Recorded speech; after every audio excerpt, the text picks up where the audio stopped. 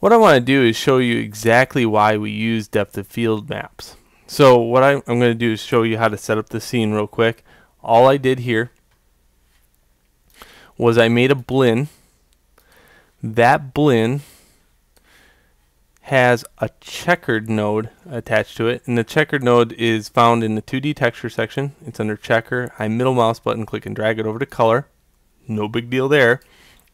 And then the checker under UV, I can add more repeat UVs. So I repeated it 8 and 8. The next thing I did was add a light to the scene, and that light is a directional light. It's located right here. It's at some small angle. Directional is right here. And on it, I chose to use ray trace shadows.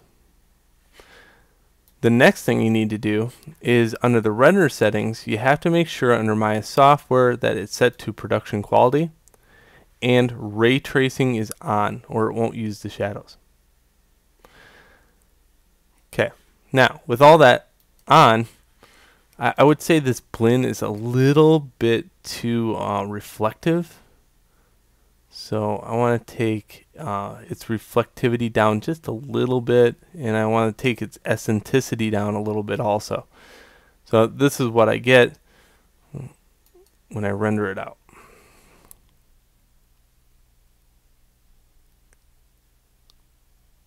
Perfect. And if I want those shadows to appear at a little bit more of an angle, I just go back into this, go back into this light, choose a different angle for that light to show up on. Oops.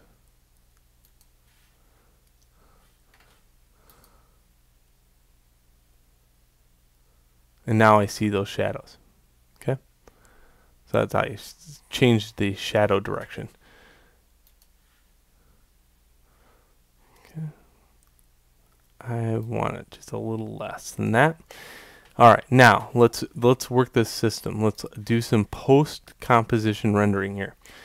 Let's render it out one more time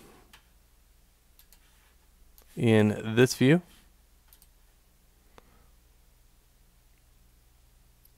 So this is what I'm going to take to Photoshop.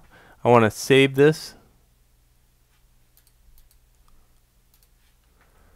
as my color. It has to be a Photoshop file.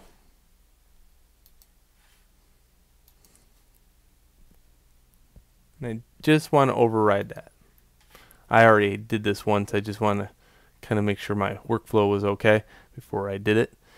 So now what I want to do is switch over everything. So edit, select all, and then switch it right back over to the depth of field material. Go back into this camera, make sure you don't move anything, and do another render.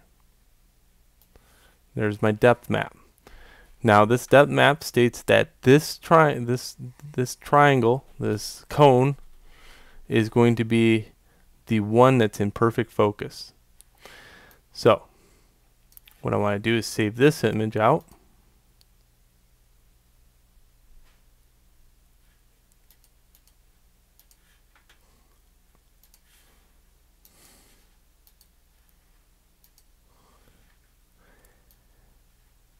And the last one, what I want to do is show you how to do a lighting map, and then I'll take it all into Photoshop in the next video. The lighting map, all I do is tweak this a little bit to state, well, this gradient in the color of the top, I want black. And you'll see what that does for me in Photoshop here. You know, later on you could probably, now that you've hooked all these things together, you could probably devise a switch of some nature to switch it between light and depth of field. So now what happens is when I render the scene out, you're not going to see a back light anymore or a back depth of field. See, it stops right here. The only thing bad about that is the one triangle here that needs to be lit or needs to be sharpened is now out of the picture. So don't worry about that. We can use this very sparingly. So save image, And I'll save that as depth of field light.